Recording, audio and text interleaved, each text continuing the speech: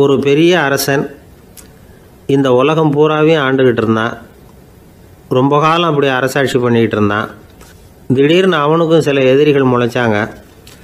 அவங்கெல்லாம் ஒன்று சேர்ந்து இவனை தோற்கடிச்சுட்டாங்க. தோற்று போனதும் இவனுக்கு பயம் வந்துட்டுது, எங்கே எதிரிகள் நம்ம கொண்டுடுவாங்களோ அப்படின்னு. வெளியில் வந்தால் தனக்கு ஆபத்துன்னு பயந்துக்கிட்டு யாருக்கும் தெரியாமல் ஒரு குகைக்குள்ளே போய் பதுங்கி கிடக்கிறான். நிலைமையை பாருங்கள்.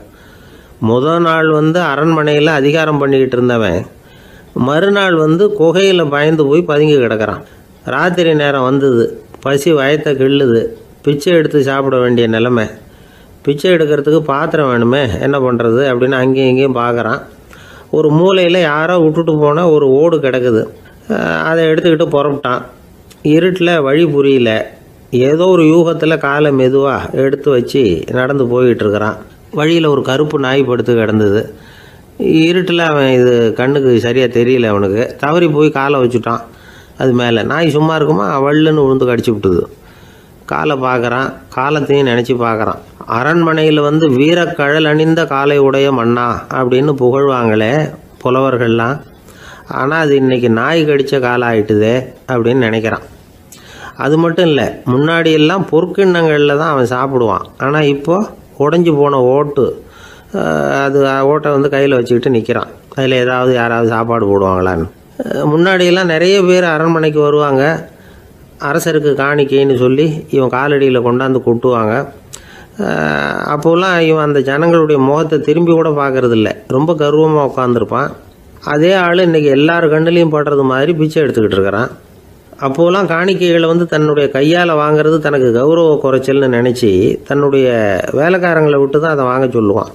இப்போ பார்த்திங்கன்னா அவனே தன் கையாலேயே பிச்சை வாங்குறான். நினச்சி பாருங்கள். அந்த மனுஷன் முத நாள் அரசன், மறுநாள் பிச்சைக்காரன். எவ்வளோ வித்தியாசம். செல்வம் தான் இப்படி ஒரு வித்தியாசம் ஏற்படுறதுக்கு காரணம். அப்படிப்பட்ட செல்வம் வாழ்க்கையை நடத்துறதுக்கு நமக்கு தேவை தான். ஆனால் அதையே நாம் அடைய வேண்டிய பயனாக நினைக்கிறோம் பாருங்கள், அதுதான் வேடிக்கை. இதை நம்மாழ்வார் அழகாக ஒரு பாசுரத்தில் சொல்கிறார். ஒரு நாயகமாய் ஓட உலகுடன் ஆண்டவர், கருணாய் கவர்ந்த காலர், சிதைகிய பானையர், பெருநாடு காண இம்மையிலே பிச்சைதாம் கொள்வர், திருநாரணன் தாழ் காலம் பெற சிந்தித்து உய்மினோ அப்படிங்கிறார் நம்மாழ்வார். ஒரு பெரிய பணக்காரர் ஒரு துறவிகிட்ட போய், சாமி என்கிட்ட நிறைய பணம் இருக்குது, இருந்தாலும் நிம்மதி இல்லை, என்னால் நிம்மதியாக இருக்க முடியல, என்ன காரணம்னு கேட்டாராம். உடனே அந்த துறவி இதுக்கு நேரடியாக பதில் சொல்லாமல் பக்கத்தில் நின்றுக்கிட்டு இருந்த ஒரு குழந்தைய கூப்பிட்டார். அது ஓடியாந்தது. ஒரு ஆப்பிள் பழத்தை எடுத்து அது கையில் கொடுத்தார். அதை வாங்கிக்கிட்டு குழந்தை சிரிச்சுது. இன்னொரு பழத்தை எடுத்து கொடுத்தார். அதை இன்னொரு கையில் வாங்கிட்டு சிரிச்சுது. மூணாவது ஆப்பிள் எடுத்து கொடுத்தார். 2 பழத்தையும் நெஞ்சில் அணைச்சிக்கிட்டு 3ஆவது பழத்தையும் வாங்கிறதுக்கு முயற்சி பண்ணிச்சு. ஆனால் அது உடனே நழுவி கீழே விழுந்து உருண்டு ஓடிச்சு. ஏற்கனவே இருந்ததும் விழுந்துட்டுது. இப்போ அந்த குழந்தை அழ ஆரம்பிச்சுட்டுது. இப்போ அந்த துறவி பணக்காரர்கிட்ட சொன்னாராம், குழந்தைய கவனிச்சியா, 2 ஆப்பிள் போதும்னு அது நினச்சிருந்தா இப்போ அது அழ வேண்டிய அவசியம் வந்திருக்குமா அப்படின்னாராம். எதுவுமே அளவுக்கு மிஞ்சினா துன்பந்தான். இந்த காலத்தில் இதெல்லாம் யார் காதில் வாங்குறாங்க? ஒருத்தனை நல்ல வழிக்கு கொண்டு வரணும்னு நினச்சி அவனை கூப்பிட்டு உட்கார வச்சு இந்த கதையை சொல்லிகிட்டு இருந்தாங்க. சொல்லிவிட்டு அந்த குழந்தை செஞ்சது தப்பு தானே அப்படின்னு கேட்டிருக்கிறாங்க. ஆமாம், தப்பு தான், நானாக இருந்தால் அப்படி செஞ்சுருக்க மாட்டேன் நானா இவன். 2 பழமே போதும்னு சொல்லியிருப்பியா அப்படின்னு கேட்டிருக்காங்க. அப்படி இல்லைங்க, அவர் கொடுக்க கொடுக்க ஒவ்வொரு பழமாக வாங்கி பின்னாடி வச்சுட்டு மறுபடியும் கையை நீட்டுவேன் அப்படிங்கிறானா. இவெல்லாம் எந்த காலத்தில் திருந்துறது?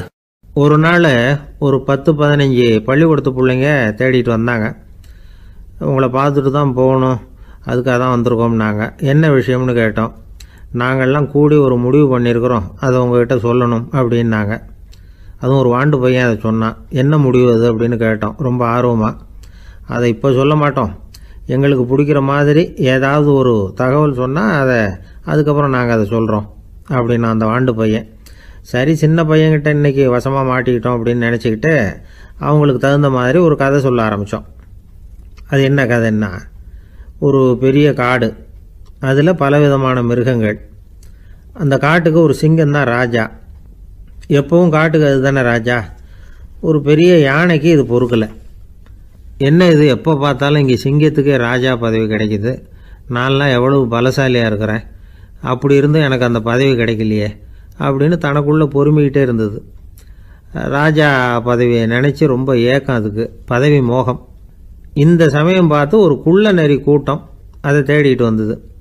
ஐயா பெரியவங்களே, நீங்கள் இந்த காட்டுக்கு ராஜாவாக இருக்க ஆசைப்படுறீங்க, அதில் ஒன்றும் தப்பு இல்லை. ஆனால் அதுக்கு முன்னாடி நீங்கள் எங்கள் கூட்டத்துக்கு கொஞ்ச நாள் தலைவராக இருங்க, அதாவது ராஜாவாக இருங்களேன், உங்களுக்கும் ஒரு ட்ரைனிங் கிடைச்சது மாதிரி இருக்கும் அப்படின்னு சொல்லியிருக்குது இந்த கூட்டம், குள்ள நரி கூட்டம். இதை கேட்ட உடனே யானைக்கு ரொம்ப சந்தோஷம் தாங்கலை. அதுதான் எப்போன்னு பதவிக்காக காத்துக்கிட்டு இருக்குதே. இருந்தாலும் கொஞ்சம் பிகுவோட, சரி நீங்கள்லாம் இவ்வளோ தூரம் என்னை தேடிட்டு வந்து கேட்கறதுனால மறுக்க முடியல அப்படின்னு ரொம்ப ஏதோ அவளுக்கு சிரமப்பட்டு ஒத்துக்கிறது மாதிரி ஒத்துக்கிட்டது. ஏதோ உங்கள் ஆசைக்கு கட்டுப்படுறேன், கொஞ்ச நாள் உங்கள் கூட்டத்துக்கு ராஜாவாக இருக்கிறதுக்கு சம்மதிக்கிறேன் அப்படின்னுது. உடனே அந்த யானை ராஜ நடை போட ஆரம்பிச்சிட்டுது. யானை சாதாரணமாக நடந்தாவே எப்படி இருக்குங்கிறது நமக்கு தெரியும். அதுவே ராஜ நடை நடந்தால் எப்படி இருக்கும் கற்பனை பண்ணி பாருங்கள். யானை முன்னாடி கம்பீரமாக போய்கிட்டு இருக்குது, தலைவர் இல்லையா, அதனால் குள்ள நரிகள்லாம் ரொம்ப அடக்கமாக அது பின்னாடி அணிவகுத்து போயிட்டு இருக்குது. ராஜா வாழ்க, மன்னர் வாழ்க அப்படின்னு கோஷம் வேற. யானைக்கு தலைகால் புரியல, அவ்வளவு சந்தோஷம். அந்த யானைக்கு செருக்கு, ஆணவம் எல்லாம் ஏற்பட்டு போச்சு. அதுக்கப்புறம் அது தரையை பார்க்குமா, நிமிர்ந்து நடக்க ஆரம்பிச்சுட்டுது. தரையை பார்க்குறதே இல்லை. அப்படி போயிட்டுருக்கிறப்போ ஒரு சதுப்பு நிலத்தில் திடீர்னு காலை வச்சுட்டுது. அவ்வளோதான், கால் உள்ளே போட்டுது. இன்னொரு காலை எடுத்து வச்சுது, அதுவும் உள்ளே போட்டுது. அந்த 2 காலையும் எடுக்கிறதுக்காக அடுத்த 2 காலையும் அழுத்திச்சு, அதுவும் உள்ளே போக ஆரம்பிச்சுட்டுது. இப்போ 4 காலம் வசமாக சேத்துல அழுந்தி போச்சு, எடுக்க முடியல. குள்ள நரிகள்லாம் அதை சுற்றி வந்தது.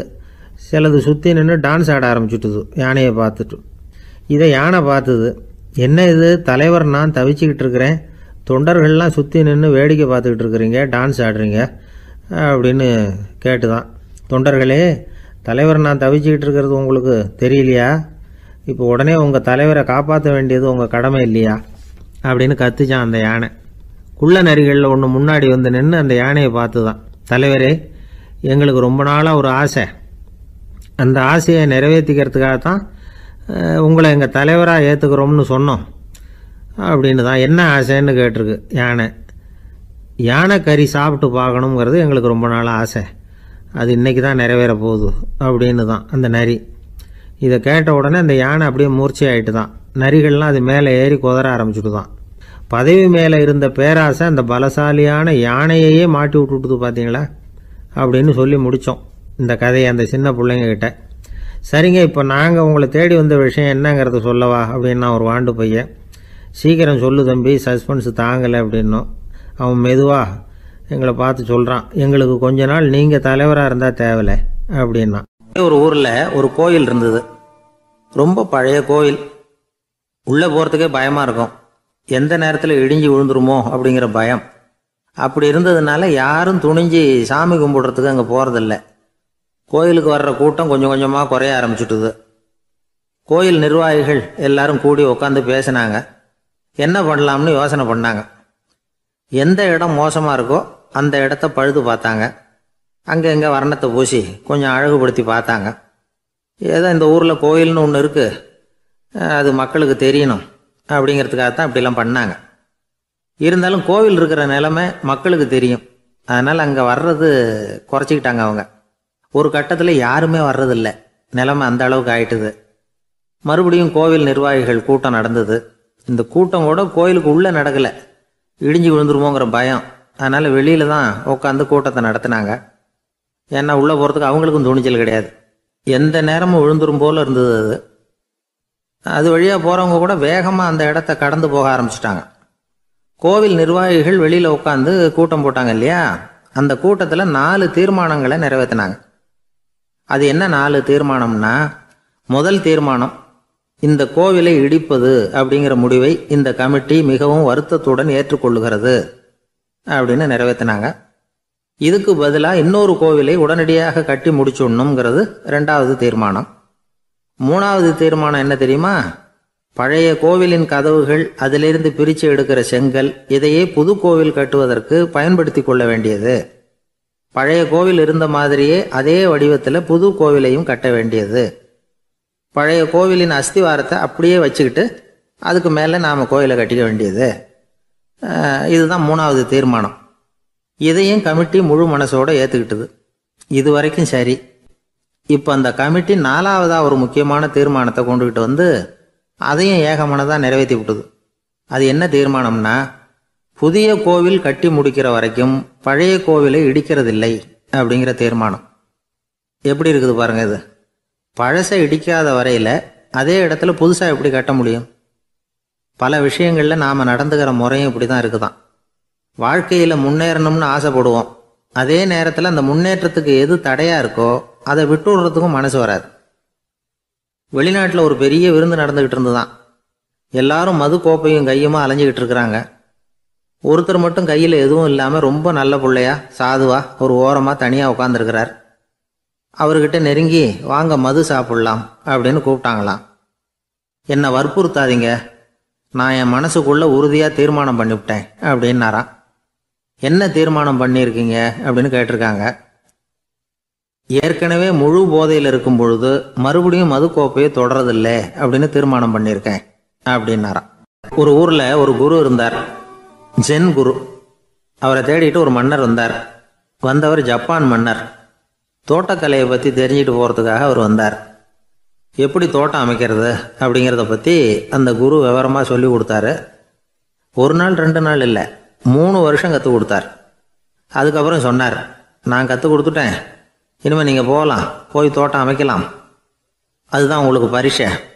தோட்டம் அமைச்ச பிறகு சொல்லி அனுப்புங்க, நான் வந்து பார்க்குறேன். நீங்கள் இங்கே என்னவெல்லாம் கற்றுக்கிட்டீங்களோ அதையெல்லாம் அங்கே செயல்முறையில் செஞ்சு காட்டுங்க அப்படின்னு சொல்லி அனுப்பி வச்சார். மன்னர் போனார். அரண்மனைக்கு பக்கத்திலே ஒரு பெரிய தோட்டத்தை உண்டு பண்ணினார். அழகான மரங்களையும் செடிகளையும் உருவாக்கினார். கிட்டத்தட்ட 1000 தோட்டக்காரர்களை பயன்படுத்தி 3 வருஷங்கள் முயற்சி பண்ணி அந்த அழகான தோட்டத்தை உருவாக்கினார். குருக்கிட்ட இருந்து செய்தி வந்தது, நாளைக்கு வந்து தோட்டத்தை பார்க்குறேன் அப்படின்னு. மன்னர் உடனே சுறுசுறுப்பாயிட்டார். முதல் நாளே தோட்டத்தை சுத்தப்படுத்தினார். ராத்திரி பூரா யாரும் தூங்கலை. எல்லாருக்கும் தோட்டத்தை ஒழுங்குபடுத்துகிற வேலை. அது அந்தந்த இடத்துல ஒழுங்காக இருக்குதா அப்படின்னு சரி பார்த்தாங்க. ஒரு தவறும் இல்லாத வகையில் அதை ஒழுங்குபடுத்தினாங்க. மறுநாள் குரு வந்தார், தோட்டத்தை பார்த்தார். அவருக்கு கோபம் வந்துட்டுது.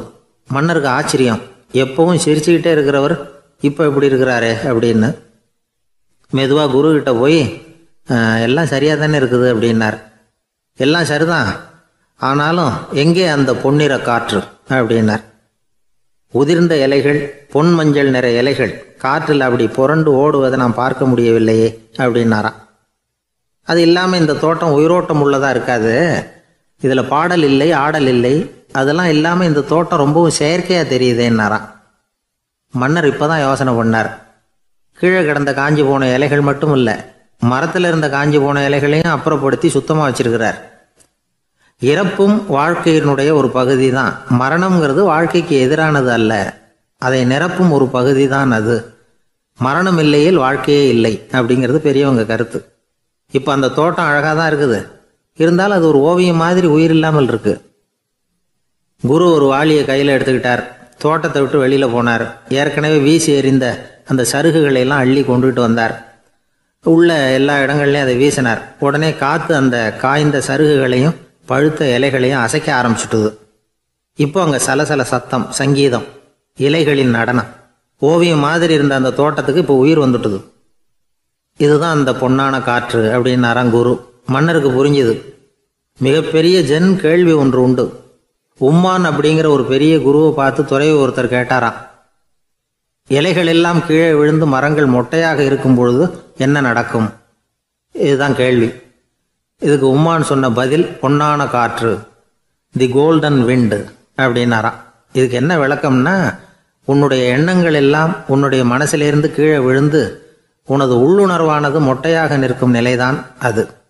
உனது வேர்களின் அருகில் காற்று வீசுகிறது. எல்லா எண்ணங்களும் உன்னிலிருந்து வெகு தூரத்துக்கு புரண்டு கொண்டே சென்று விடுகிறது. நீ அவற்றை கடந்து விட்டால் நீ அவைகளுக்கெல்லாம் மேலெழுந்து கீழே பார்ப்பவனைப் போல நிற்க ஆரம்பித்து விடுவாய். அதுதான் தியானம் என்பது அப்படின்னு சொல்கிறாங்க. தியானம்ங்கிறது எண்ணத்துக்கு எதிரானதில்லை. தியானம்ங்கிறது எண்ணங்களை கடந்து செல்வது தான். அதுக்கப்புறம் நாம் பொன்னிற காற்றில் ஆட ஆரம்பிச்சிருவோம். இதுதான் பெரியவர்கள் சொல்கிறது. என்கிட்ட ஒருத்தர் வந்து தோட்டம் அமைக்கணும்னு யோசனை கேட்டு வந்தார். எல்லாம் சொல்லி கொடுத்தேன். செடிகள்லாம் செழிப்பாக வளரணும்னா வேர் காயாமல் பார்த்துக்குங்க, தினமும் தண்ணி விடுங்க அப்படின்னு சொல்லி அனுப்பி வச்சேன். 1 மாதம் கழிச்சு அவர் தோட்டத்தை பார்க்கறதுக்காக போனேன். போய் பார்த்தா எல்லா செடியும் வாடி கிடக்குது. என்னங்க இப்படி பண்ணிவிட்டீங்கன்னு. நீங்கள் சொன்னபடி தான் செஞ்சேன்னார். என்ன செஞ்சீங்கன்னு கேட்டேன். வேர் காயாமல் பார்த்துக்க சொன்னீங்க, தினமும் ஒரு தடவை எல்லா செடியையும் ஒவ்வொன்றா பிடுங்கி பார்த்து வேர் காயாமல் இருக்கா அப்படின்னு பார்த்துட்டு அதுக்கப்புறம் தண்ணி பாய்ச்சினே, அவ்வளவுதான் அப்படின்னார். ஒரு ஆள் வேகமாக நடந்து போய்கிட்டு இருந்தான். அவன் வேகமாக நடக்கிறதுக்கு காரணம் வெயில் காலம், காலில் செருப்பு இல்லை, மணல் பாதை, அதுதான் வேகம். காலில் செருப்பும் இல்லாமல் கையில் குடையும் இல்லாமல் அந்த ஆள் வெயிலில் நடந்து போய்கிட்டு இருக்கிறான். அந்த சமயத்தில் இன்னொருத்தன் குதிரை மேலே ஏறி அந்த வழியாக வந்துக்கிட்டு இருக்கிறான். அவன் காலில் செருப்பும் இருந்தது, கையில் குடையும் இருந்தது.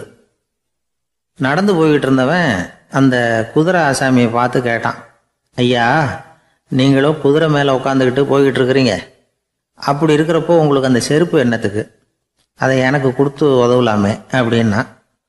குதிரை மேலே உட்காந்துருந்தவன் யோசனை பண்ணி பார்த்தான். இவன் சொல்கிறது நியாயம்தானே அப்படின்னு சொல்லி தன்னுடைய செருப்பை கழட்டி அந்த வழிப்போக்கனுக்கு கொடுத்துட்டான். ரொம்ப நல்லதுங்க அப்படின்னு சொல்லி இவன் அதை வாங்கி காலில் மாட்டிக்கிட்டான். அதுக்கப்புறம் மறுபடியும் இவன் ஆரம்பித்தான், ஐயா, நீங்கள் வந்து குதிரையில் போகிறதுனால போக வேண்டிய இடத்துக்கு வேகமாக போய் சேர்ந்துருவீங்க, அதனால் உங்கள் கையில் அந்த குடை என்னத்துக்கு, நான் நடந்து போயிட்டுருக்கிறவன் ரொம்ப நேரம் நடக்க வேண்டியிருக்கும் இந்த வெயிலில், அதனால் அந்த குடையையும் எனக்கு கொடுங்களேன் அப்படின்னா. குதிரை வீரன் யோசனை பண்ணி பார்த்தான். இதுவும் நியாயம்தானே அப்படின்னு அவனுக்கு தோணுச்சு. உடனே இறக்கப்பட்டு தன் காலில் இருந்த செருப்பை கொடுத்தது மாதிரியே தன் கையில் இருந்த கொடையையும் இவங்கிட்ட கொடுத்துட்டான். அதுக்கப்புறம் அவன் நிம்மதியாக புறப்பட்டான். இப்போ மறுபடியும் கை தட்டி அவனை நிறுத்தினான். கீழே நின்றுட்டு இருந்தவன், என்னப்பா ஏன் என்ன நிறுத்தினேன், இன்னும் ஏதாவது வேணுமா உனக்கு அப்படின்னா குதிரையில் இருந்தவன். இவன் மெதுவாக வாயை திறந்து அந்த குதிரையையும் என்கிட்ட கொடுத்துருங்களேன்னா. அந்த குதிரை வீரன் இப்போ ஒரு கணம் யோசனை பண்ணி பார்த்தான். உடனே என்ன பண்ணான் தெரியுமா, தன்கிட்ட இருந்த குதிரை சவுக்கை எடுத்தான். குதிரை சவுக்கால் அந்த ஆளை வாங்குவாங்கன்னு வீசி தள்ளிவிட்டான். இவ்வளவு சவுக்கடியும் வாங்கிக்கிட்டு இந்த ஆள் என்ன பண்ணான் தெரியுமா, சிரிக்கிறான். அடி வாங்கிட்டு யாராவது சிரிப்பாங்களா? குதிரை வீரனுக்கு ஒன்றும் புரியல. என்னப்பா அது, ஏன் இப்படி அடி வாங்கிட்டு இப்படி சிரிக்கிறியே அப்படின்னு கேட்டான். இப்போ அந்த வழிப்போக்கன் சொல்கிறான், ஐயா, நான் இப்படி சிரிக்கிறதுக்கு காரணம் இருக்கு.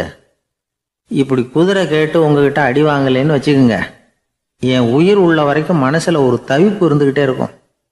செருப்பையும் கொடையையும் கேட்ட உடனே கொடுத்தவன் குதிரையையும் கேட்டிருந்தா கொடுத்துருப்பானோ அப்படிங்கிற பேராசையில் ஏங்கிக்கிட்டே இருந்திருப்பேன். இப்போ உங்ககிட்ட அடி வாங்கின பிறகு என்னுடைய அந்த சந்தேகம் தீர்ந்து போச்சு. என்னுடைய ஆசைக்கு எல்லை எது அப்படிங்கிறத எனக்கு புரிஞ்சுட்டுது அப்படின்னு சொல்லிவிட்டு அவன் நடக்க ஆரம்பிச்சிட்டானான். ஆசைக்கும் எல்லை உண்டு அப்படிங்கிறத விளக்கறதுக்காக வாரியார் சுவாமிகள் சொல்கிற கதை இது. இந்த காலத்துலேயும் ஒருத்தன் அது மாதிரி கொடை செருப்போட குதிரையில் போய்கிட்டு இருந்தான். எதிரில் நடந்து வந்தவன், ஐயா, உங்கள் கொடையை எனக்கு கொடுங்களேன்னு கேட்டான். உடனே அவன் குதிரையிலேருந்து கீழே குதிச்சு அவனை சாட்டையால் அடிக்க ஆரம்பிச்சிட்டான். இன்னொருத்தர் அந்த வழியாக வந்தவர் இதை பார்த்தார். ஏன்பா, அவன் கேட்டான், உன்னால் முடியலன்னா இல்லைன்னு சொல்லிட வேண்டியது தானே, அதுக்காக ஏன் இப்படி அவனை போட்டு அடிக்கிறேன்னு கேட்டார். உங்களுக்கு விவரம் புரியாது சார், காலம் ரொம்ப கெட்டு போச்சு. கேட்டதை கொடுத்தேன்னு வச்சுக்கோங்க, இந்த குதிரையே என்னோடது, அவன் திருடிக்கிட்டு போகிறான் அப்படின்னு என் பேரில் புகார் கொடுக்க ஆரம்பிச்சிருவான் சார் அப்படின்னா. அது எப்படி அவ்வளோ உறுதியாக சொல்கிறேன்னு கேட்டார் அவர். ஏற்கனவே அது மாதிரி ஒருத்தன் பேரில் புகார் கொடுத்துட்டு தான் இந்த குதிரையை நான் தள்ளிட்டு வந்துக்கிட்டு இருக்கிறேன் அப்படின்னார். ஒரு சன்னியாசி, அவர் ஒரு நாள் ஒரு கனவு கண்டாராம். அந்த கனவில் அவர் சொர்க்கத்துக்கு போகிறார். அங்கே ஒரு பெரிய திருவிழா நடந்துக்கிட்டு இருக்குது. எங்கே பார்த்தாலும் அலங்கார வளைவுகள், வண்ணமயமான விளக்குகள், பாதைகள் பூரா மலர்கள், எல்லா கட்டடங்களும் ஒளிமயம். அவ்வளவு கோலாகலமாக பிரம்மாண்டமாக அந்த திருவிழா நடந்துக்கிட்டு இருக்குது. அது என்ன திருவிழாங்கிறது இந்த சன்னியாசிக்கு புரியல. அங்கே எதிரில் வந்துக்கிட்டு இருந்த ஒருத்தரை நிறுத்தி, என்ன விசேஷம் இங்கே அப்படின்னு விசாரிச்சாராம். உனக்கு தெரியாத விஷயம், இன்னைக்கு இறைவனுக்கு பிறந்த நாள், அதை தான் எல்லாரும் சேர்ந்து கொண்டாடுறோம். இதுக்காக பிரம்மாண்டமான ஊர்வலம் ஒன்று வரப்போகுது. இறைவனே அந்த ஊர்வலத்தில் கலந்துக்கிறார் அப்படின்னார் அவர். உடனே அந்த சன்னியாசி ஒரு மரத்து நிழலில் ஒதுங்கி நின்றுக்கிட்டார். ஊர்வலம் வந்துக்கிட்டு இருக்குது. முதல்ல ஒரு குதிரை வந்துக்கிட்டு இருக்கு. அது மேலே ஒருத்தர் உட்காந்துருக்கிறார். அவருக்கு பின்னாடி நிறைய பேர் கூட்டமாக வந்துக்கிட்டு இருக்கிறாங்க. இவ்வளவு கூட்டம் இவர் பின்னாடி வருதே, யார் இவர் அப்படின்னு கேட்டார். ஒரு மதத்தின் பெயரை சொல்லி இவர் அந்த மதத்தின் தலைவர், அவரை பின்பற்றுகிற மக்கள் கூட்டம் பின்னாடி வந்துக்கிட்டு இருக்குது அப்படின்னு விவரம் சொல்லியிருக்கிறாங்க. இவங்களுக்கு அடுத்தபடியாக இன்னொரு குதிரையில் ஒருத்தர் வந்துக்கிட்டு இருக்கிறார். அவருக்கு பின்னாடி ஏகப்பட்ட கூட்டம். இவர் யாருங்க அப்படின்னு கேட்டிருக்கார் சன்னியாசி. அங்கே இருக்கிறவங்க விவரம் சொல்லியிருக்கிறாங்க. இன்னொரு மதத்தின் பெயரை சொல்லி இவர் அந்த மதத்தினுடைய தலைவர், அவர் வழியை பின்பற்றுகிறவர்கள் அவர் பின்னாடி கூட்டமாக வந்துக்கிட்டு இருக்கிறாங்க அப்படின்ட்டு இருக்காங்க. இப்படி ஒவ்வொருத்தராக குதிரை மேலே வந்துக்கிட்டே இருக்கிறாங்க. அவங்கள பின்பற்றியும் ஒவ்வொரு கூட்டம் வந்துக்கிட்டே இருக்குது. அந்த பெரிய ஊர்வலம் அது பாட்டுக்கு போய்கிட்டு இருக்குது. கடைசியாக அது முடிஞ்சது ரொம்ப நேரம் கழித்து. அதுக்கப்புறம் கொஞ்சம் நேரம் கழித்து ஒரு வயசான ஆள் குதிரை மேலே வந்துக்கிட்டு இருக்கிறார். ஆனால் அவருக்கு பின்னாடி யாருமே இல்லை. அவர் பரிதாபமாக தனியாக வந்துக்கிட்டு இருக்கிறார். அவர் அந்த ஊர்வலத்தை சேர்ந்தவரா இல்லையாங்கிறதே தெரியல. இவர் யார், இவர் ஏன் இப்படி தனியாக வந்துக்கிட்டு இருக்கிறார் அப்படின்னு கேட்டிருக்கார் அந்த சன்னியாசி. என்னது இப்படி கேட்குறீங்க? இவர் தான் கடவுள். இவருக்காக தான் இன்றைக்கி இந்த ஊர்வலமே நடக்குது. இவருக்கு தான் இன்றைக்கி பிறந்த நாள். முன்னாடி போகிற ஊர்வலம் பூரா இவருடைய பிறந்த நாளை கொண்டாடுறதுக்காக தான் அப்படின்ட்டுருக்காங்க. இதை கேட்டதும் அந்த சன்னியாசிக்கு திடுக்குன்னு தூக்கி போட்டிருக்கு. இது வரைக்கும் கனவு கண்டுகிட்டு இருந்தவர் முடிச்சுக்கிட்டார். அதுக்கப்புறம் தான் யோசித்து பார்த்துருக்கார். உண்மைதான், மக்கள் எல்லாரும் பக்தி மார்க்கத்தில் போகிறதா நினச்சிக்கிட்டு பாதம் மாறி போய்கிட்டு இருக்கிறாங்க. கடவுளை பின்பற்றுவதாக நினைக்கிறாங்க பக்தர்கள். ஆனால் கடவுளுக்கு பின்னாடி யாருமே இல்லை. இன்னமும் இயல்பாக இதை பற்றி யோசித்து பார்த்தா உண்மைக்கு பின்னாடி தான் நான் போய்கிட்டு இருக்கேன் அப்படின்னு நிறைய பேர் சொல்கிறாங்க. ஆனால் அந்த உண்மை அனாதையாக போய்கிட்டு இருக்குது. அப்படி ஆயிட்டுது உலகம். இந்த காலத்துலேயும் ஒரு ஊர்வலம், ஒரு பெரிய மனுஷருக்கு பிறந்த நாள் விழா. அவர் குதிரை மேலே ஏறி முன்னாடி போய்கிட்டு இருக்கிறார். அவருக்கு பின்னாடி ஒரு 100 பேர் தொண்டர்கள் அவங்க பாட்டுக்கு போகிறாங்க. எல்லாம் பணம் கொடுத்து ஏற்பாடு பண்ணவங்க. எல்லாம் பணம் வாங்கிட்டு முன்னாடி போய்கிட்டு இருக்கிறாங்க. கொஞ்சம் தூரம் நடந்ததும் கால் வலிக்க ஆரம்பிச்சுட்டுது. ஒவ்வொருத்தராக அப்படியே ஒதுங்க ஆரம்பிச்சிட்டாங்க. அதான் முன்னாடியே பணம் கிடச்சிட்டுதே, இனிமேல் ஒதுங்கினா என்னன்னு ஒதுங்கிட்டாங்க. ஒரு கட்டத்தில் குதிரையில் போகிறவர் தற்செயலாக திரும்பி பார்க்குறாரு. பின்னாடி யாருமே இல்லை. எல்லோரும் ஓடி போயிட்டாங்க. ஒரே ஒரு ஆள் மட்டும் ரொம்ப விசுவாசமாக பின்னாடி நடந்து வந்துக்கிட்டு இருந்தான். ஏன்ப்பா நீ மட்டும் வந்துக்கிட்டு இருக்கிறியே, நீ வீட்டுக்கு போகலையான்னு கேட்டிருக்காரு அவர். நீங்கள் அந்த குதிரையையும் அதுக்குள்ள வாடகை பணத்தையும் கொடுத்துட்டீங்கன்னா நானும் போயிடுவேன் அப்படின்னு நானாம் இந்த ஆள். ஒரு ஊர்ல ஒருத்தர் இருந்தார். ரொம்ப நல்லவர். யாருக்காவது ஏதாவது கொடுத்துக்கிட்டே இருப்பார். கொடையாளி. தினமும் யாராவது ஒருத்தருக்கு ஏதாவது கொடுக்கலன்னா அவருக்கு தூக்கம் வராது. அப்படி ஒரு பழக்கம். அது மட்டும் இல்லை, அவர் கொடுக்கறது அடுத்தவங்களுக்கு தெரியாது. அவ்வளவு ரகசியமா அதை கொடுப்பார். வலது கை கொடுக்கறது இடது கைக்கு தெரியக்கூடாதுன்னு சொல்லுவாங்கல்ல, அது மாதிரி அவர். ஒரு நாள் ராத்திரி அவர் ஏற்கனவே தயாராக கட்டி வச்சிருந்த பணம் முடிச்ச கையில் எடுத்துக்கிட்டு வீட்டை விட்டு வெளியில் வந்தார். தெருவில் இறங்கி நடந்தார். இன்னைக்கு யாருக்கு தர்மம் செய்யறது அப்படின்னு யோசனை பண்ணிட்டு இருட்டில் நடந்து வந்துகிட்டு இருக்கிறார். யாரோ ஒருத்தர் எதிரில் வர்றது மாதிரி தெரிஞ்சுது. உடனே அவர் கிட்ட போனார். தன்கிட்ட இருந்த பணம் முடிச்சு அவசரமாக அவர் கையில் திணிச்சுட்டு திரும்பி வந்துட்டார். அப்பாடா, ஒரு வழியாக யாருக்கும் தெரியாமல் இன்னைக்கு தர்மம் பண்ணியாச்சு அப்படிங்கிற மகிழ்ச்சி, மன நிறைவு அவர் முகத்தில். நிம்மதியாக தூங்கினார். அப்புறம் எழுந்திரிச்சார். மறுநாள் காலையில் ஊர் பூரா ஒரே பேச்சு.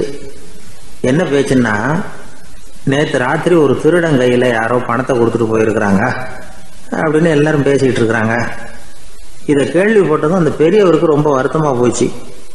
அடடா, போயும் ஒரு திருடனுக்காக உதவி பண்ணியிருக்கிறோம், பிரயோஜனம் இல்லாமல் போட்டுதே அப்படின்னு நினைச்சார். சரி, இன்னைக்கும் யாருக்காவது உதவி பண்ணணும் அப்படின்னு முடிவு பண்ணினார். ராத்திரி நேரம் வந்தது. இவர் வழக்கம் போல தெருவில் இறங்கி நடந்தார். கையில் பணம் முடிச்சு. எதிரில் ஒரு பெண் உருவம் மங்கலா தெரிஞ்சது. இவர் உடனே அந்த பெண்கிட்ட பணத்தை கொடுத்துட்டு திருப்தியாக திரும்பி வந்துட்டார். மறுநாள் காலையில் ஊர் பூரா என்ன பேசிக்கிட்டாங்க தெரியுமா? நேற்று ராத்திரி நெறி தவறி நடக்கிற ஒரு பெண்ணின் கையில் யாரோ பணத்தை வச்சுட்டு போயிருக்கிறாங்க அப்படின்னு எல்லாரும் பேசிக்கிறாங்க. அடடா, இன்னைக்கும் தவறுதலாக நடந்து போச்சு அப்படின்னு ஒரு வருத்தப்பட்டார். இருக்கட்டும், இன்னைக்கும் ஏதாவது தர்மம் பண்ணுவோம் அப்படின்னு நினச்சிக்கிட்டாரு. 3வது நாள் ராத்திரியும் புறப்பட்டார். இப்பவும் எதிரில் ஒருத்தர் வந்தார். இவர் பணத்தை கொடுத்தார், திரும்பி வந்துட்டார். மறுநாள் மக்கள் என்ன பேசிக்கிட்டாங்கன்னா, நேற்று ராத்திரி ஒரு செல்வந்தர் கையில் யாரோ பணத்தை கொடுத்துட்டு போயிருக்கிறாங்க அப்படின்னு பேசிக்கிட்டாங்களாம். அவருக்கு ரொம்ப வருத்தமாக போட்டுது. என்ன இது, தினம் இப்படி ஆகிட்டு இருக்குதே அப்படின்னு நினச்சிக்கிட்டே படுத்து தூங்கினார். அன்னைக்கு ராத்திரி ஒரு கனவு. அந்த கனவுல இறைவன் வந்து சொன்னாராம், இதை பாருப்பா, நீ கொடுத்த தர்மம் வீணா போயிடல. உன்கிட்ட பணம் வாங்கின அந்த திருடன் திருந்திட்டான், அந்த பொண்ணும் திருந்திட்டா, அந்த செல்வந்தனும் கொடையாளி ஆயிட்டான், எல்லாருக்கும் உதவி பண்ண ஆரம்பிச்சுட்டான் அப்படின்னு சொன்னாராம். இந்த கதையை சொன்னவர் யாருன்னா நபிகள் நாயகம். இதுல உள்ள கருத்து என்னன்னா, நல்ல மனசோட தர்மம் பண்ணுனா அது வீணா போறதில்லை. இன்னொரு கருத்து, தர்மம் வந்து தன்னை மட்டுமல்ல அடுத்தவங்களையும் தீமையிலிருந்து காப்பாற்றும். இதுதான் நாம புரிஞ்சுக்க வேண்டியது. இந்த காலத்திலயும் இது மாதிரி சில சம்பவங்கள் நடக்கிறது உண்டு. ஒரு பெரியவர் இருட்டில் நடந்து வந்துகிட்டு இருந்தாரு. எதிரில் வந்த ஒருத்தன் வலுக்கட்டாயமா ஒரு கையை பிடிச்சி ஒரு பண முடிப்பை கொடுத்து வச்சுக்க சொல்லிவிட்டு விலைக்கு போயிட்டான்.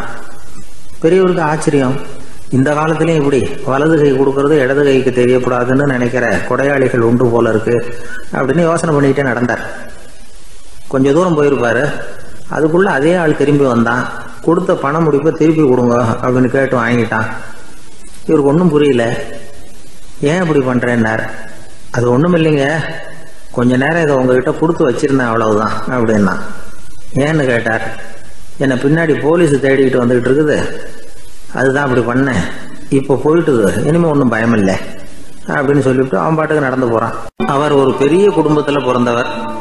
இருக்கிற சொத்துக்கள் எல்லாத்தையும் வாரி வழங்கி விட்டு காட்டுக்கு புறப்பட்டார் தவம் செய்யறதுக்காக. இருந்தது ஊராவும் கொடுத்துட்டார், இனிமே எதுவுமே இல்லை கொடுக்கறதுக்கு.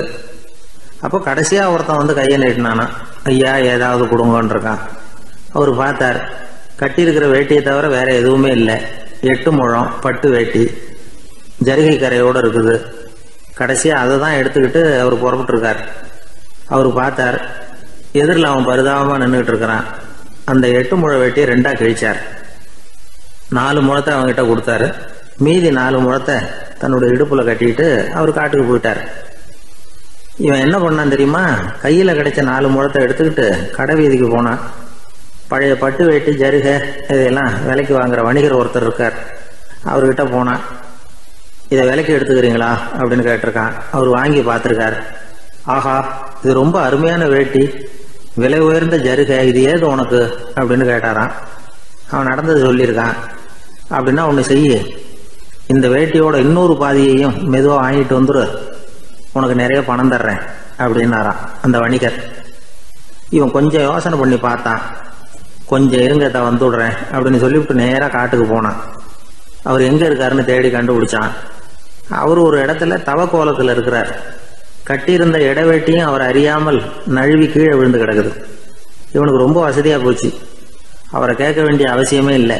மெதுவா சத்தம் போடாம அடி மேல அடி வச்சு நெருங்கினான். அவர் கண்ணை மூடிக்கிட்டு அவர் பாட்டு நின்றுட்டு இருக்கிறார். இவன் மெதுவா போய் கீழே கிடந்த அந்த துணியை எடுத்துக்கிட்டு சத்தம் போடாம திரும்பி நடந்தான். ஒரு 2-3 அடி எடுத்து வச்சிருப்பான். அப்படி ஓட ஆரம்பிக்கிற சமயத்துல அவன் காலில் கீழே கிடந்த முள்ளு ஒண்ணு நறுக்குன்னு தச்சு விட்டுது. வலி தாங்க முடியாம அம்மான்னு கத்திருக்கான். இந்த சத்தத்தினால கண்ணை மூடி நின்றுகிட்டு இருந்த அவரோட தவம் கலைஞ்சது. மெல்ல கண்ணை திறந்து பார்க்கிறார். தன் இடையில இருந்த வேட்டி அவன் கையில இருக்கு. இப்ப அவர் நினைக்கிறார், என்ன நினைக்கிறாருன்னா, இந்த வேட்டி மீது நான் வைத்த ஆசை அல்லவா அவனை திருடனாக ஆக்கி விட்டது அப்படின்னு நினைச்சாராம். இந்த வேட்டி மேல நாம வச்ச ஆசை அவனை திருடும்படி ஆக்கி விட்டதே அப்படின்னு நினைச்சாராம். இது எப்பேற்பட்ட மனநிலை அப்படிங்கிறத கொஞ்சம் யோசனை பண்ணி பாருங்க. தான் ஒரு பொருள் மேல வச்ச பற்று இன்னொரு மனிதன் திருடனாக ஆகிறதுக்கு காரணம் ஆயிட்டுதேன்னு நினைக்கிறார். அப்படி நினைச்ச அந்த பெரியவர் யார் தெரியுமா? அவர் தான் மகாவீரர். இழந்துட்டேங்கிறிய, நீ என்னத்தை கொண்டுகிட்டு வந்த எங்க இழந்துடுறதுக்கு? நீ என்னத்தை உண்டாக்குன இது அழிஞ்சுட்டுதுன்னு சொல்றதுக்கு? இதுதான் அவருடைய சிந்தனை. இன்றைக்கு நம்ம சிந்தனையெல்லாம் வேற மாதிரி இருக்குது. ஒருத்தன் நடுத்தருவில் உட்காந்து அழுதுகிட்டு இருந்தான். அந்த வழியா வந்தவர் ஒருத்தர், ஏன்பா அழறேன்னு கேட்டாராம். 5 ரூபா சார், இந்த இடத்துல விழுந்துட்டுது, ரொம்ப நேரமா தேடுறேன், கிடைக்காது போல இருக்கு அப்படின்னு சொல்லிவிட்டு அழறான். எப்போ தொலைஞ்சதுன்னு கேட்டாராம் அவரு. அது எனக்கு தெரியாது சார், பணத்தை தொலைச்சவன் தேடி பார்த்துட்டு போயிட்டான், நான் அவனுக்கு பின்னாடி தேட வந்தவன் அப்படின்னு நானா. இவன் நம்மள மாதிரி ஒரு ஆசாமி, அவன் நம்மள மாதிரியே கற்பனை பண்ணான். அதாவது நாம தான் இந்த உலகத்துல ரொம்பவும் கஷ்டப்படுறோம், மற்றவங்க எல்லாம் சந்தோஷமா இருக்கிறாங்க அப்படின்னு அவன் நினைச்சுக்கிட்டான். அவன் ஒரு நாள் கடவுளை வேண்டிக்கிட்டானான், சுவாமி, இந்த உலகத்துல எவ்வளவோ பேர் இருக்கிறாங்க, ஒவ்வொருத்தருக்கும் ஒவ்வொரு விதமான கஷ்டம் இருக்கலாம், ஒத்துக்கிறேன். இருந்தாலும் எனக்கு அது கொஞ்சம் அதிகமா இருக்கிறது மாதிரி தெரியுது. அதனால நீங்க எனக்காக ஒரு சின்ன உதவி செஞ்சா போதும். அது வேற ஒண்ணும் இல்ல, என்கிட்ட இருக்கிற துயரங்களை இன்னொருத்தர் யாருகிட்டயாவது கொடுத்துருங்க, அவர்கிட்ட இருக்கிற துயரங்களை என்கிட்ட மாத்தி கொடுத்துருங்க. ஒரு மியூச்சுவல் டிரான்ஸ்பர், அவ்வளவுதான். அப்படி பண்ணிவிட்டா போதும் அப்படின்னு வேண்டிக்கிட்டானான். அன்னைக்கு ராத்திரியே அவன் ஒரு கனவு கண்டிருக்கான். வானத்திலிருந்து ஒரு குரல் கேட்டிருக்கு. அது என்ன சொல்லிச்சு தெரியுமா? ஏ ஜனங்களே, எல்லாரும் அவங்கவங்க கஷ்டங்களை ஒரு பையில போட்டு எடுத்துக்குங்க. அப்படி எடுத்துக்கிட்டு நேரா இந்த ஊர் எல்லையில இருக்கிற கோயிலுக்கு வந்து சேருங்க அப்படின்னு அந்த குரல். ஆஹா, கடவுள் நம்ம பிரார்த்தனைக்கு செவி சாய்ச்சுட்டார் அப்படின்னு சந்தோஷப்பட்டான் இவன். உடனே என்ன பண்ணா, தன்கிட்ட இருந்த கஷ்டத்தையெல்லாம் ஒரு சாக்கு பையில போட்டு எடுத்துக்கிட்டான். வீட்டை விட்டு வெளியில வந்தான். தெருவில் இறங்கி நடக்கிறான். அங்க பார்த்தா ஏகப்பட்ட பேர் ஆளுக்கு ஒரு பைய தூக்கிக்கிட்டு கோயிலுக்கு போயிட்டு இருக்கிறாங்க. சில பேர் மூட்டையா கட்டி தலையில சுமந்துக்கிட்டு போயிட்டு இருக்கிறாங்க. இவன் பார்த்தான். இவனுக்கு ரொம்ப ஆச்சரியமா இருந்தது. ஏன்னா எல்லாரும் வச்சிருக்கிற பைய இவன் பைய விட பெருசா இருந்தது. இவன் பை தான் இருக்கிறதுலயே கொஞ்சம் சின்னதா தெரிஞ்சது. இப்ப அவன் மறுபடியும் சாமியை வேண்டிக்கிட்டான், கடவுளே, இப்ப உள்ள சூழ்நிலையை கவனிச்சா என்கிட்ட இருக்கிற பைய பரவாயில்லன்னு தோணுது. அதனால வேற பை எதையும் மாத்த வேணாம், இதுவே பரவாயில்ல, இந்த பையோட திரும்பி வீட்டுக்கு போனா போதும்னு நினைக்கிறேன் அப்படின்னு ஏதோ நினைக்க ஆரம்பிச்சுட்டான் அவன். எல்லாரும் கோயிலுக்கு போய் சேர்ந்தாங்க. கோயில்ல அந்த குரல் மறுபடியும் கேட்டுது. எல்லாரும் அவங்கவுங்க பைகளை சோகத்துல தொங்க விடுங்க. திடீர்னு விளக்குகள் அணையும், மணி அடிக்கப்படும், அதுதான் அடையாளம். அந்த சமயத்துல இருட்டுல உங்களுக்கு வேண்டிய பைய நீங்க மாத்தி எடுத்துக்கலாம், தேர்ந்தெடுத்துக்கலாம். வெளிச்சம் இருக்கிறப்பவே உங்களுக்கு பிடிச்ச பைக்கு பக்கமா பார்த்து நீங்க நின்னுக்கலாம் அப்படின்னு சொல்லி விவரம் சொல்லிச்சான் அந்த குரல். அப்படி சொன்னதுக்கு அப்புறம் திடீர்னு விளக்கு அணைஞ்சுது, மணி அடிச்சுது. கொஞ்ச நேரம் கழிச்சு மறுபடியும் விளக்குகள்லாம் எரிஞ்சுது. இப்போ பார்த்தா எல்லாரும் அவங்கவுங்க பையையே கெட்டியா பிடிச்சிக்கிட்டு நிக்கிறாங்க. இவனும் அப்படியே நிக்கிறான். இவன் மெதுவா பக்கத்துல நிக்கிறவங்கிட்ட கேட்டானா, ஏன் நீங்க பைய கையிலேயே வச்சிருக்கிறீங்க, செவுத்துல மாட்டலையா அப்படின்னு கேட்டிருக்கான். இல்லப்பா, நீ ஏன் கையிலேயே வச்சிருக்கிறியோ அதே காரணத்துக்காக தான் நாங்களும் வச்சிருக்கிறோம். நம்ம கவலைகளை பத்தி நமக்கு ஓரளவுக்காவது தெரியும். ஆனா மற்றவங்க கவலைகள் நமக்கு பரிச்சயம் இல்லாதவை, பழக்கம் இல்லாதது. அதனால நமக்கு தெரிஞ்ச கவலைகளை சமாளிக்கிறது சுலபம். தெரியாததை சமாளிக்கணும்னா மறுபடியும் ஆரம்பத்தில இருந்து ஆரம்பிக்கணும். அதனால பழைய நண்பர்களோட வாழறது தான் மேல் அப்படின்னு நானான். அதுக்கப்புறம் அவன் தன்னோட பைய போதும்னு வீட்டுக்கு திரும்பி வந்துட்டானான். இது ஒரு பெரியவர் சொல்லி இருக்கிற கதை. அதனால நம்ம கிட்ட இருக்கிற கஷ்டங்கள் தான் பெருசு, அதை இன்னொருத்தங்கிட்ட கொடுத்துட்டு மாத்திக்கலாம் அப்படின்னு நினைக்கிறது தப்பு. இதே மாதிரி இன்னொரு சம்பவம். ஒரு ஊர்ல ஒரு நாள் ராத்திரி ஆகாயத்திலிருந்து கடவுள் குரல் கேக்குது. இந்த ஊர்ல இருக்கிற ஜனங்கள்லாம் கொஞ்சம் கவனிங்க, உங்களுக்கு ஒரு செய்தி. அதாவது இங்க இருக்கிற ஜனங்கள்லயே கொஞ்சம் கூட கவலையே இல்லாத ஆள் யாருன்னு எனக்கு தெரியணும். அதனால எல்லாரும் அவங்க கவலைகளை ஒரு பையில போட்டு எடுத்துக்கிட்டு கோயிலுக்கு வாங்க அப்படின்னாரு கடவுள். உடனே வரிசையா எல்லாரும் வர ஆரம்பிச்சாங்க. எல்லார் கையிலயும் பை இருந்தது, சின்னதும் பெருசுமா. கவலையே இல்லாத ஆள் யாருன்னு தேடினார் கடவுள். ஒரே ஒரு ஆள் மட்டும் கையில எதுவும் இல்லாம வெறும் கையை வீசிக்கிட்டு ரொம்ப ஜாலியா நடந்து வந்துகிட்டு இருந்தான். கடவுள் அவங்ககிட்ட போனார். ஏன்பா உனக்கு கவலையே இல்லையா அப்படின்னு கேட்டார். எனக்கும் சில கவலைகள்லாம் உண்டு அப்படின்னு அவன். எங்க அதெல்லாம்னு கேட்டிருக்காரு கடவுள். பின்னாடி லாரியில வந்துகிட்டு இருக்கு அப்படின்னு அவன். ஒரு காட்டுல ஒரு நரி இருந்தது. ஒரு நாள் காலை நேரம் அது தன்னுடைய இருப்பிடத்திலிருந்து வெளியில வந்தது. கொஞ்ச தூரம் நடந்து வந்தது. அப்பதான் அது தன்னோட நிழலை கவனிச்சு பார்த்தது. பார்த்தா அது ரொம்ப நீளமா பெருசா இருக்குது. காலை நேரத்துல நிழல் அப்படித்தானே இருக்கும். ஆனா அந்த நரிக்கு அந்த விஷயம் தெரியல. தன்னுடைய நீண்ட பெரிய நிழலை பார்த்து ஆச்சரியப்பட்டது. ஆஹா, நாம இவ்வளவு பெருசாவா இருக்கிறோம் அப்படின்னா என்னுடைய காலை சாப்பாட்டுக்கு ஒரு யானை இல்லைன்னா ஒரு ஒட்டகம் கிடைச்சாதான் சரியா இருக்கும் போல இருக்கு அப்படின்னு முடிவு பண்ணிட்டுது. உடனே ஒரு யானை அல்லது ஒட்டகத்தை தேடி அலைஞ்சது, எங்க கிடைக்கும்னு. கிடைக்கவே இல்லை. மத்தியானம் 12 மணி ஆயிட்டுது. பசியோட அலையுது. இப்ப தன்னோட நிழலை பார்த்தது. அது மத்தியான நிழல் எப்படி இருக்கும், அது ரொம்பவும் குறுகி போய் தெரிஞ்சுது. உடனே அந்த நரி என்ன நினைச்சுக்கிட்டு தான் தெரியுமா, காலை ஆகாரம் சாப்பிடாததுனால நம்ம உடம்பு இப்படி அழிச்சு போட்டுதே அப்படின்னு நினச்சிக்கிட்டு தான். கொஞ்ச நேரம் கழிச்சு மறுபடியும் தன்னுடைய நிழலை பார்க்குது. அது இன்னமும் குறுகி போய் காலடியிலேயே வந்துட்டுது. அதுக்கு பயமாக போயிடுது. ஐயையோ, இன்னும் கொஞ்ச நேரத்தில் நாம் இறந்துருவோம் போல இருக்க, இப்போ என்ன செய்யறது? இந்த சமயத்தில் ஒரு எறும்பு கிடைச்சா கூட போதும், அதை நம்ம காலை ஆகாரமாக நினச்சி சாப்பிட்டு விடலாமே அப்படின்னு நினச்சிதான். நம்முடைய நிழல் கூட நம்மளை மாதிரியே தான் அடிக்கடி மாறிக்கிட்டே தான் இருக்குது. அது எப்பவும் ஒரே மாதிரி இருக்கிறது இல்லை. மனிதனுக்கு ஏற்படுகிற தன்முனைப்பு இருக்கு பாருங்க, ஈகோ, அது கூட ஒரு நிழல் மாதிரி தானா. அப்படி நினைக்க ஆரம்பிச்சுட்டா அதனால ஏதும் பிரச்சனை வராதான். தன்முனைப்பை நிழல் போலவே ஏற்றுக்கொள்ளுங்கள் அப்படிங்கிறது பெரியவங்க கருத்து. ஒரு காரியத்தை வெற்றிகரமா நல்ல விதமா செஞ்சு முடிக்கிறோம்னு வச்சுக்கோங்க, அந்த சமயத்துல ஒரு வித நுட்பமான தற்பெருமை நமக்குள்ள உண்டாகுது. இது இயற்கையானது, அதனால இது மேல பற்று வைக்கக்கூடாது. அப்படி வைக்க ஆரம்பிச்சுட்டா அந்த தற்பெருமை ஒரு நிரந்தர விருந்தாளியா நம்ம கிட்ட தங்கிக்கும். நம்ம நிழல் எப்படின்னு பாருங்க, நாம நடக்கும் பொழுது நம்ம பின்னாடியே வரும். தன்முனைப்பையும் அப்படியே நினைச்சுக்குங்க. நிழல் யாருக்கும் எந்த பிரச்சனையையும் உண்டாக்குறது இல்லை. ஆனா அந்த நிழலை கண்டே நாம பயப்பட ஆரம்பிச்சுட்டா நாம எதுலையும் வெற்றி காண முடியாது. நிழலோட சண்டை போடக்கூடாது. அது மாதிரி தன்முனைப்போடவும் நாம சண்டை போட வேண்டியதில்லை. இல்லாத ஒன்றோடு சண்டை போடுறது எப்படின்னா, அது இருட்டோட சண்டை போடுறது மாதிரி. நாம நிழல் கிடையாது, நம்ம கிட்ட இருக்கிற தன்முனைப்பு ஒரு நிழல். நம்ம நிழலையும் நமக்கு சமமா பாக்குறோம் பாருங்க, அங்கதான் சிக்கலே ஆரம்பம். இப்போ நாம நடந்து போய்கிட்டு இருக்கிறோம், நம்ம நிழல் தரையில விழுது. யாரோ ஒருத்தர் நம்ம நிழல் மேல காலை வச்சு நடந்து போறார். உடனே அவர்கிட்ட சண்டைக்கா போறோம், ஏண்டா என் நிழலை மிதிச்ச அப்படின்னு. நமக்கு தெரியும் அது நிழல் தாங்கிறது. அவர் உங்க மேல நடக்கல, உங்களுடைய நிழல் மேலதான் நடக்கிறார். அது மாதிரி உங்க தன்முனைப்பின் மேல யாராவது நடந்தா உங்களை அவமானப்படுத்துறதா நினைக்கிறீங்க. காரணம், நாமளும் நம்ம தன்முனைப்பும் ஒண்ணுங்கிற நினைப்பு தான் காரணம், மற்றபடி வேற ஒண்ணும் கிடையாது. நம்ம நிழல் மேல நடக்கிறவர் நம்மளை காயப்படுத்துறது இல்லை. தன்முனைப்பு வேண்டாத ஒன்னாவும் பார்க்க வேண்டியதில்லை. அது இயற்கை. நிழலை உங்க முன்னாடி வைக்க வேணாம், அது உங்க பின்னாடியே இருக்கட்டும்.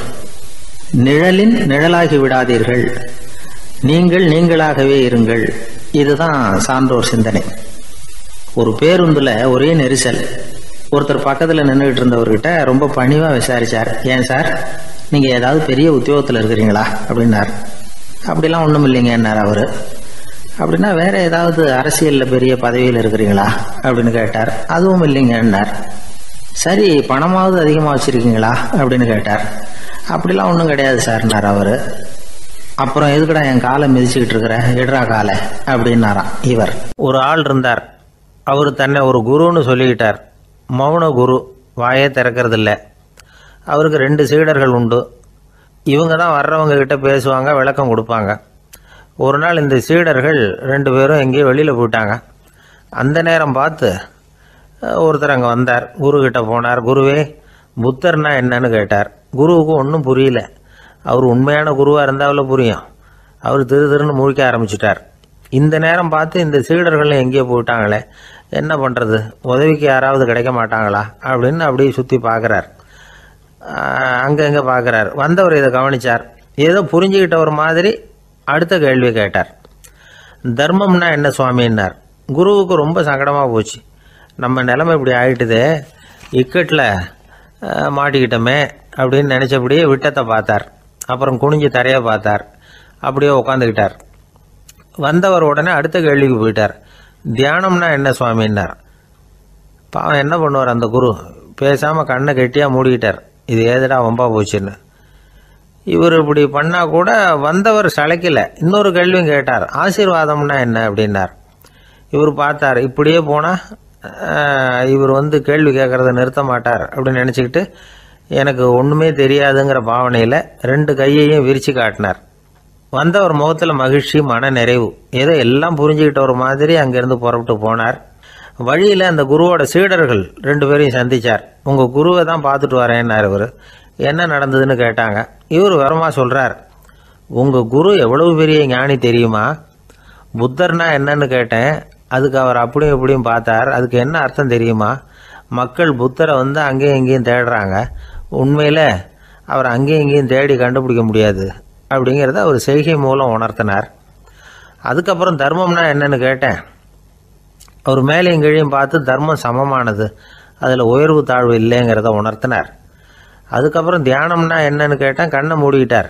கண்ணை மூடி காணுகிற அற்புதம் அது அப்படிங்கிறத புரிஞ்சுக்கிட்டேன். கடைசியாக ஆசீர்வதிக்கப்படுறது பற்றி கேட்டேன். கைகளை நீட்டி உதவுறது தான் அது அப்படிங்கிறத தன்னுடைய இருகை விரித்து உணர்த்தினார். எவ்வளோ பெரிய மகான் அவர் அப்படின்னு சொல்லிவிட்டு அவர் பாட்டு போயிட்டார். சீடர்கள் அதுக்கப்புறம் மெதுவாக குருக்கிட்ட வந்து சேர்ந்தாங்க. அவங்கள பார்த்ததும் குருவுக்கு கோபம் வந்துட்டுது. அடே பாவிகளா, எங்கடா போய் தொலைஞ்சிங்க, நான் ஒரு ஆளுகிட்ட மாட்டிக்கிட்டு என்ன பாடுபட்டிருக்கேன் தெரியுமான்னார்.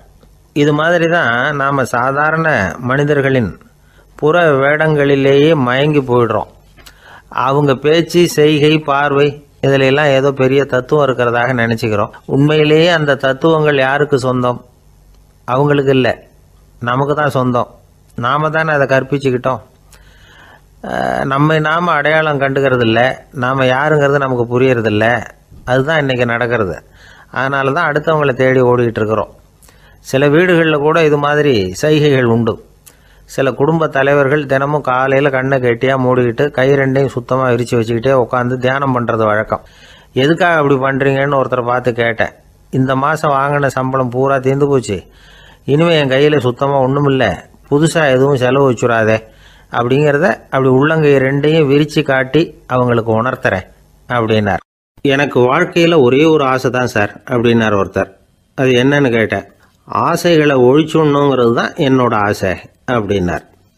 இப்படி ஆசைகளை ஒழிக்க வேண்டும் அப்படிங்கிறதையே ஒரு ஆசையாக கொள்வது அபத்தம் அப்படிங்கிறார் ஒரு பெரியவர். இது மாதிரி ஆசைகளை ஒழிக்க ஆசைப்பட்டால் அந்த நோக்கம் நிறைவேறாதான். அந்த முயற்சியால் புதுசாக சில துன்பங்கள் தான் சேருமா. அதில் புதுசாக ஒரு ஆசை தலை தூக்கும் அப்படிங்கிறார் அவர். ஆசைகளை தானாக விழ வச்சுடலாம். அதுக்கு வழி என்ன தெரியுமா? எந்த ஒரு ஆசையையுமே பூரணமாக நிறைவேற்றி கொள்ள முடியாதுங்கிறத உணரணும். அதை உணர்ந்தால் ஆசைகள் தானாக விழுந்துடும். அதை விட்டுட்டு ஆசைகளை விட்டுடணுங்கிறதையே ஒரு ஆசையாக வச்சுக்கிட்டு அதுக்காக கடுமையாக முயற்சிகளையும் செஞ்சுக்கிட்டு நான் ஆசைகளை விட்டுட்டு ஞானோதயம் அடையிறதுக்கு கடுமையாக முயற்சி பண்ணிகிட்டு இருக்கிறேன் சார் அப்படின்னு சொல்லிக்கிட்டு இருந்தால் எந்த காலத்துலேயும் ஞானோதயம் வரப்போகிறதில்ல. அதுக்கு பதிலாக துன்பந்தான் சேரும் அப்படிங்கிறது அவரோட கருத்து.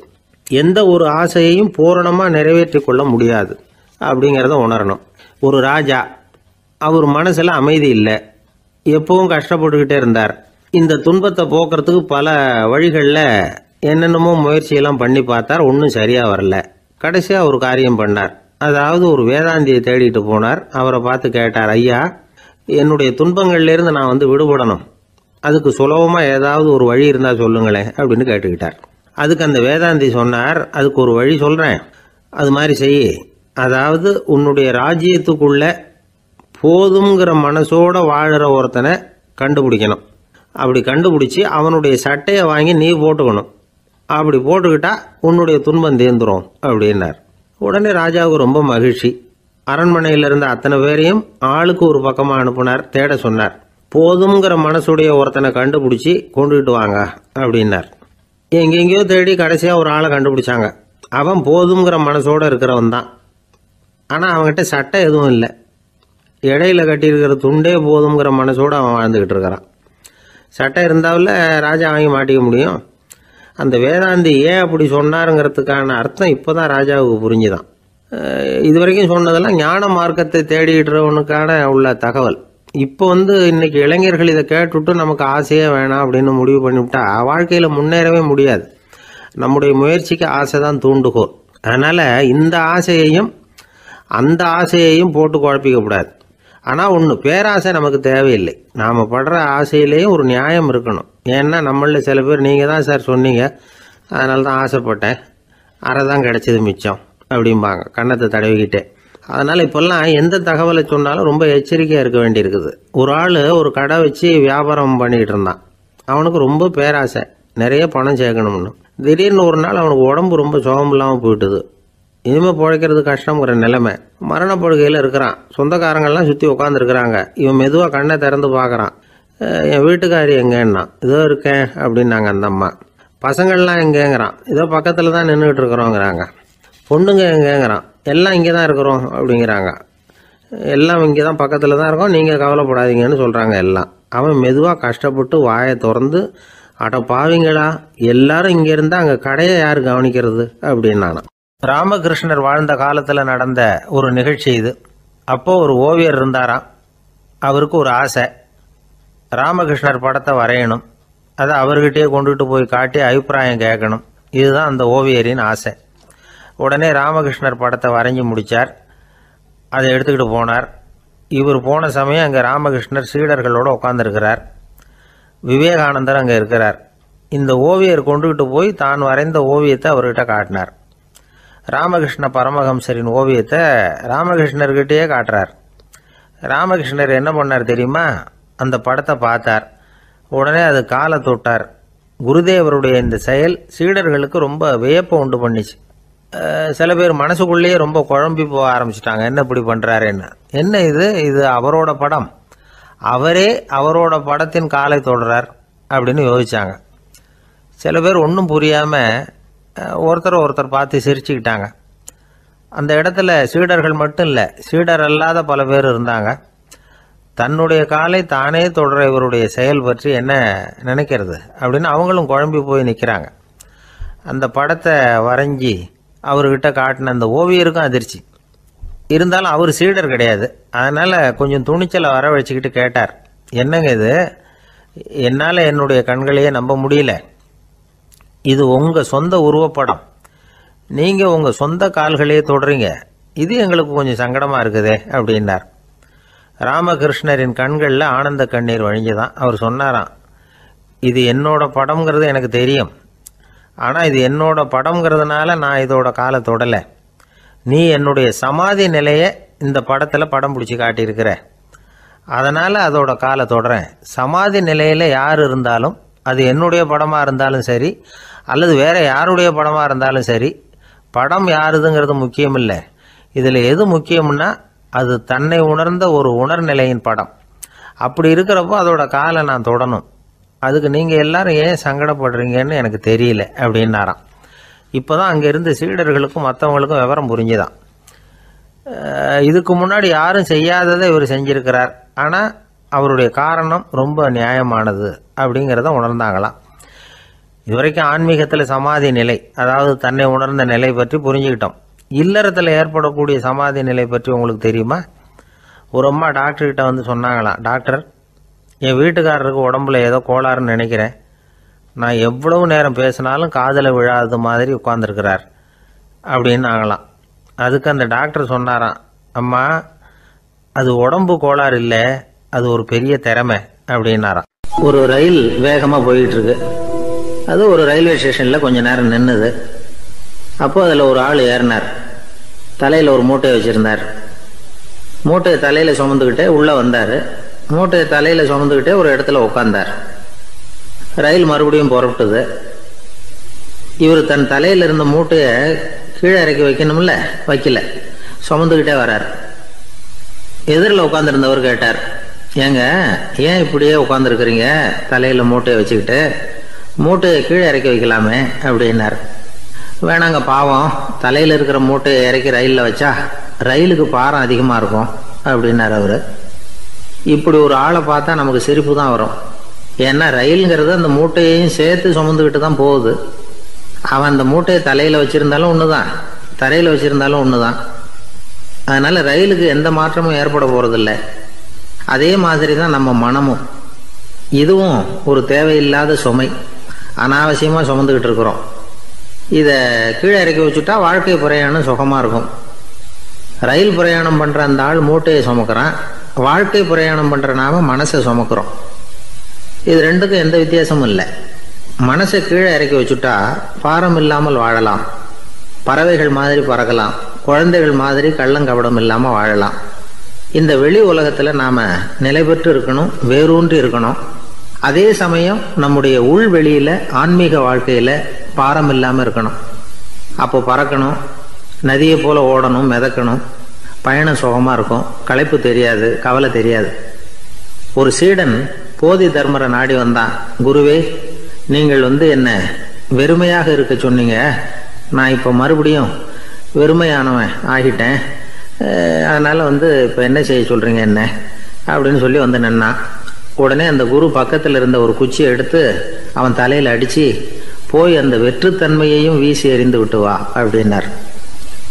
நான் இப்போ காலியாக இருக்கிறேன்னு ஒருத்தன் சொல்கிறான்னு வச்சுக்கோங்க, அது உண்மை இல்லை. ஏன்னா இன்னமும் அதில் நான்கிற எண்ணம் இருக்குது. எந்த சிந்தனையும் இல்லாமல் இருக்கிறது கடினம்தான். ஆனாலும் மனிதன் அதில் உள்ள நுட்பத்தை புரிஞ்சுக்கிட்டான்னா இவ்வளவு தூரம் தூக்கி சுமந்துக்கிட்டு வந்த அந்த மனதின் முட்டாள்தனத்தை அவனே பார்த்துட்டு சிரிப்பான். இதுதான் பெரியவங்க சொல்லியிருக்கிற ஆலோசனை. நம்மால் ஒருத்தன் தலையில் ஒரு பெரிய மூங்கில் கூடையோட ரயிலில் உட்காந்தான். கூடை தலையில் இருந்தது, கீழே இறக்கி வைக்கல. எதிரில் இருந்தவர் கேட்டார், ஏங்க எதுக்காக அதை அனாவசியமாக சுமந்துக்கிட்டே இருக்கீங்க, கீழே இறக்கி வைங்களேன்னார். இல்லைங்க, நான் வீட்டை விட்டு புறப்படும் பொழுதே என் பையன் சொல்லிவிட்டான் கூடைய தலையை விட்டு இறக்கக்கூடாதுன்னு அப்படின்னார். அவன் சின்ன பையன், விவரம் இல்லாமல் சொல்லியிருப்பான்.